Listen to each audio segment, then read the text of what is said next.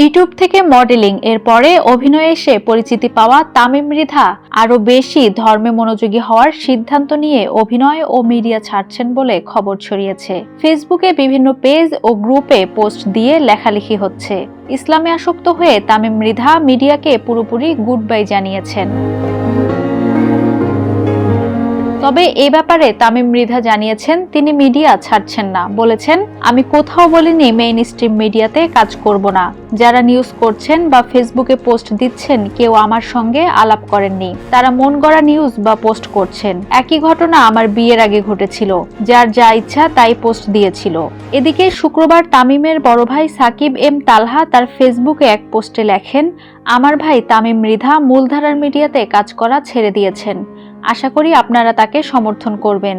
আল্লাহ আমাদের সবাইকে হেদায়েত দান করুন। এ প্রসঙ্গে তামিম মৃধা জানিয়েছেন, আমার ভাই ইমোশনাল হয়ে পোস্ট দিয়েছে। মানুষ সেটা প্রচার করছে। দ্য মেসেজ পডকাস্ট নামে আমি একটি পডকাস্ট চ্যানেল চালু করেছি, যেখানে ইসলামের বেসিক কিছু কনসেপ্ট নিয়ে আলোচনা হয়। ইউথদের ঘিরে ইসলাম নিয়ে যে মিসকনসেপশন রয়েছে সেগুলো আলোচনা হচ্ছে। গত 7-8 মাস ধরে রিসার্চ করে এই শোটি শুরু করেছি। এজন্য মেইন স্ট্রিম ছেড়ে দিয়ে ইসলামের ছায়াতলে এসেছি এমন কোনো বক্তব্য কোথাও বলিনি। যে পডকাস্ট করছি এটা যেমন ভালো কাজ, তেমনি আগামীতে যদি ভালো স্ক্রিপ্ট আসে তাহলে অভিনয় করতে আমার দিক থেকে কোনো সমস্যা নেই। মিডিয়া ছাড়ছি কিনা বিষয়টি এমন প্রশ্ন যে আমি ভাত খাই, এখন ভাত খাওয়া ছেড়ে দেব কিনা।